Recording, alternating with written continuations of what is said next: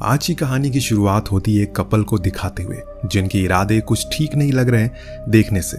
दरअसल आज इन दोनों का प्लान है ग्रोसरी स्टोर को लूटने का, जिसके लिए पूरी तैयारी के साथ है।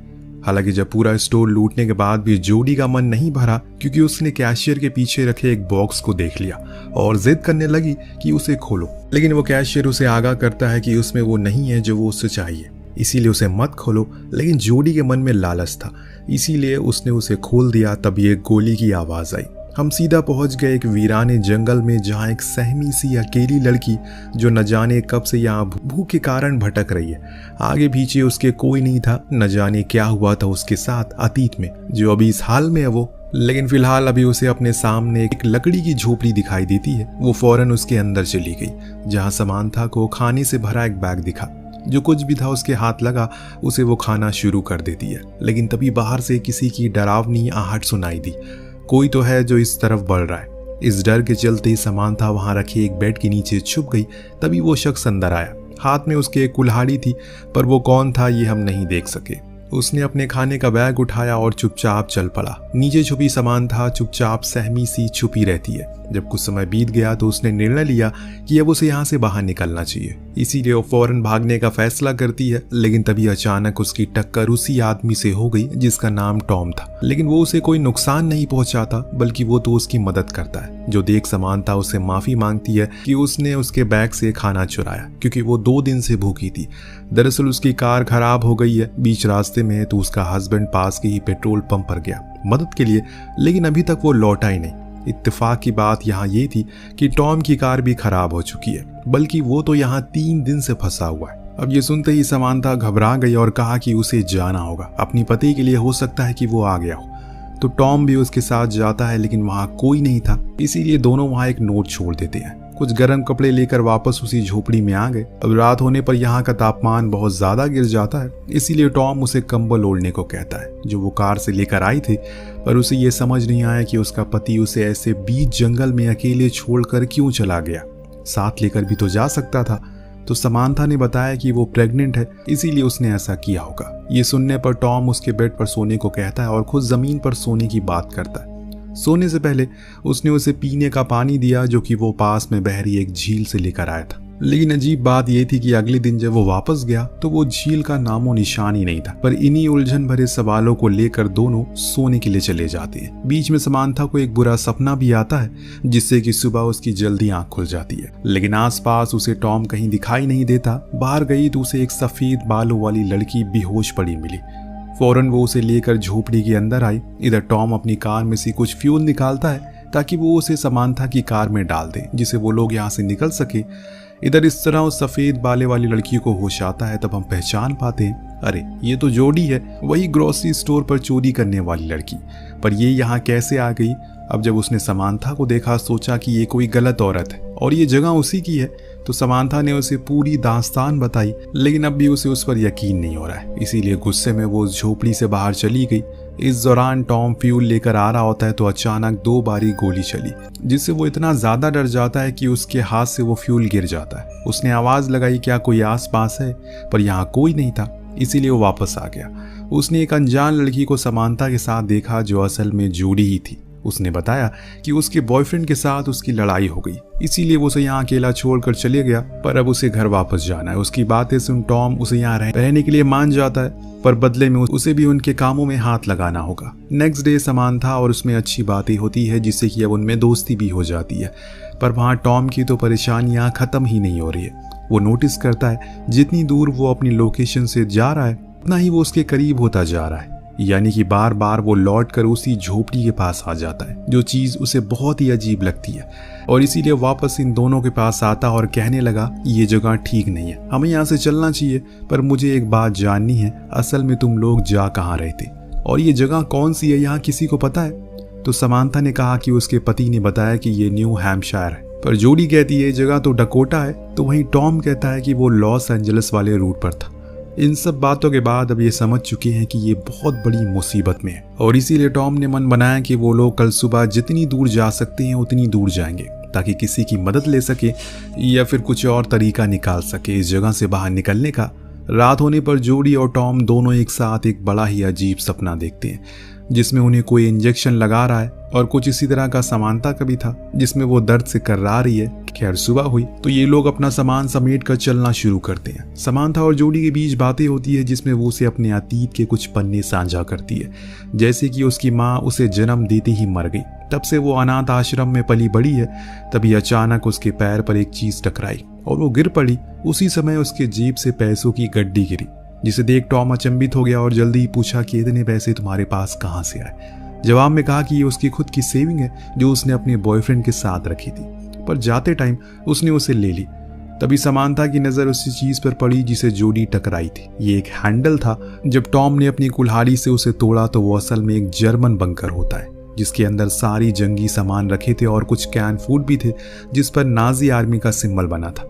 यहाँ समानता बताती है कि उसके पिता पहले युद्ध लड़े थे, इसीलिए उसके घरों में ऐसे सामान काफी आते जाते रहते हैं। टॉम उन सभी कैन को बाहर लाता है और फिर दोनों को लेकर बाहर आता है, लेकिन परेशानी की बात ये थी कि ये फिर उसी केबिन के पास आ गए थे। अब इनके हिसाब से तो ये सीधा चल रहे थे, पर शायद इनके हिसाब से कुछ भी यहाँ चलने वाला नहीं है। अगले पल हम देखती हैं कि तीनों ही डिनर करते हैं। दिन दोनों लड़की आपस में बातें करती होती है तो जॉडी समानता से सच कह देती है कि वो चोरी करती है क्योंकि उसके अलावा उसके पास कुछ करने को नहीं है, वो पढ़ी लिखी नहीं है। समानता ने उसे गुजारिश की क्या वो उन पैसों को दोबारा देख सकती है जो उसने लूटे थे, क्योंकि इतने पैसे उसने आज तक कभी नहीं देखे। तो जॉडी खुशी खुशी उसे वो पैसे दिखा देती है, जो देख उसे हंसी आ गई क्योंकि ऐसा लगा कि वो मजाक कर रही है, क्योंकि उस पर स्टाम्प 1984 का था। उसके हिसाब से वो पैसे फ्यूचर के हैं, पर जॉडी ने कहा कि नहीं, वो 1984 ही में रहती है, लेकिन समानता के हिसाब से ये साल तो 1964 का है। अब ये सब कुछ बहुत ही अजीब था, यानी कि दो औरतें हैं, सेम जगह पर हैं, लेकिन डिफरेंट टाइमलाइन से, अलग अलग समय से हैं। अब जब टॉम आया तो उसे भी यही सवाल किया गया कि वो किस साल से है, तो वो कहता है कि वो 2011 से है। अब ये सुनने के बाद उन दोनों ने अपनी पूरी कहानी बताई। पहले तो टॉम को ये सब मजाक लगा, लेकिन उनके शब्दों के भारीपन को देखते हुए वो समझ गया कि जरूर कुछ तो गड़बड़ है। इतने में अचानक बाहर से गोली चलने की आवाज आई। कौन बार बार गोली चला रहा है? जब देखा गया तो पता चला कि वो कोई अनजान शख्स है जिसके हाथ में बंदूक है। इन्हें मदद की जरूरत थी, इसीलिए वो बाहर आया। उसे कहने लगा कि वो लोग मुसीबत में हैं, पर वो आदमी जर्मन में कुछ बोलने लगता है जो वो समझ नहीं पाया, लेकिन इतना वो समझ गया कि वो उस कुल्हाड़ी को फेंकने को कह रहा है। इसीलिए उसने वही किया। जब उसकी आंख खुली तो अगले क्षण वो तीनों ही कैद थे और वो जर्मन गायब था। अब उन्हें कहीं ना कहीं ये समझ आने लगा है कि हो सकता है कि उन्हें समय यात्रा की हो। वो तीनों ही कैद थे और वो जर्मन गायब था। तो सुन सबसे पुराने सन की समानता ने पूछा क्या 2011 तक समय यात्रा मुमकिन हो चुकी है? तो टॉम कहता है कि नहीं, ऐसा कुछ नहीं बना था। थोड़ी देर बाद वो जर्मन लौट कर आया तो टॉम की रस्सियों को खोल दिया, फिर बाहर ले जाकर उसे खूब मारा पीटा। दिन अंत में उसे एक पेड़ से बांध दिया। फिर वो अंदर आया और उन लड़कियों से पूछने लगा कि वो कौन है और कहां से आई हैं। तभी उसकी नजर जॉडी के लॉकेट पर पड़ी, जिसके बारे में वो उसे पूछने लगा। सिर्फ समानता ही थी जिसे जर्मन आती है, इसीलिए वो उसे समझाती है कि वो लॉकेट उसकी माँ का है और वैसे ही सेम उसके पास भी है। तब वो जर्मन नागरिक गुस्से में अपने गले में पहना वही सेम लॉकेट दिखाता है जिसमें एक औरत की तस्वीर थी जो हूबहू समानता की माँ की तरह लग रही है। चीजें अब धीरे धीरे करके और परेशान करने लगती है, लेकिन आप बने रहिए क्योंकि इसका अंत आपको हिला कर रख देगा। अब वो दोनों लड़कियों को लेकर बाहर आता है तो समानता टॉम से पूछती है क्या उसके पास भी ऐसा कोई लॉकेट है, लेकिन वो इनकार करता है। इस बीच वो अनजान आदमी ये भूल चुका था कि टॉम ने खुद की रस्सी खोल ली है। अगले पल अब उस हाल में है जिस हाल में उसने इन तीनों को रखा था, पर वहीं खड़ी ये तीनों अपनी ही कश्मकश में डूबे हुए हैं, क्योंकि कहीं ना कहीं उन्हें ये गुत्थी सुलझती हुई नजर आ रही है। समानता का कहना था कि उस आदमी के पास जो लॉकेट है उसमें जो तस्वीर है वो उसकी माँ की है, पर टॉम ये मानने को राजी नहीं था। पर जब जॉडी ने कहा कि वो तस्वीर वाली औरत उसकी नानी है तो उसके तो होश उड़ गए। यहाँ उस अनजान आदमी का नाम भी पता चलता है जो हमें समानता बताती है। उसका नाम था जो असल में उसके पिता थे। पर सिर्फ यही नहीं, जब समानता ने जॉडी से उसकी जन्म की तारीख पूछी तो उसने बताया कि 3 जून 1964। ये वही तारीख थी जिस दिन जॉडी की माँ की मृत्यु हुई थी अपनी बेटी को जन्म देते हुए, और वो बेटी कोई और नहीं बल्कि खुद जॉडी ही थी। क्यों आपको शौक लगाना? अब पूरे केबिन में शौक का मातम पसरा हुआ है। बात ही कुछ इस तरह सामने आई है, सभी के होश उड़ चुके हैं।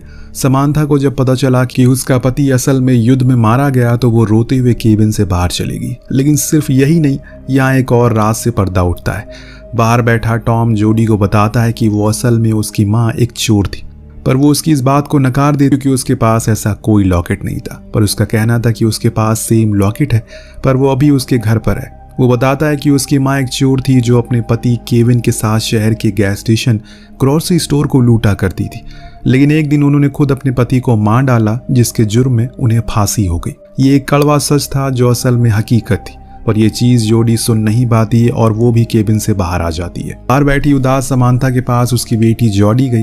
अब वो एहसास कुछ अलग है, पहले वाली चीज खत्म हो चुकी है, क्योंकि समांथा को जब से पता चला कि वो अपनी बेटी को जन्म देते मर जाएगी, उसकी तो मानो दुनिया ही उजड़ गई।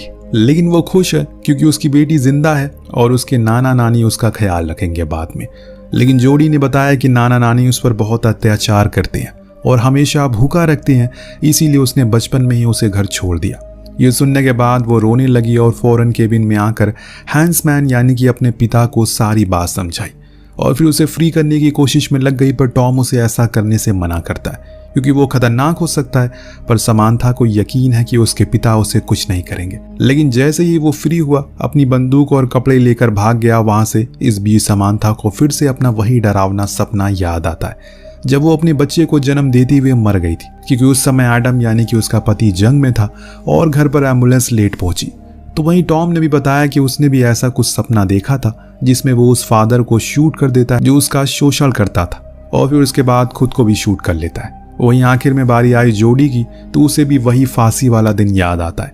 यानी कि तीनों को ये अभी पता है कि वो मरने वाले हैं और कैसे कैसे मरने वाले हैं ये भी जानते हैं, पर अभी मरे नहीं है। तो यानी कि ये तीनों अपना अतीत बदल सकते हैं, जिस चीज के लिए टॉम इन्हें फौरन उसी जर्मन बंकर में लेकर जाता है, क्योंकि उसका मानना था कि ये सब हैंसमैन की मौत के बाद से ही शुरू हुआ था।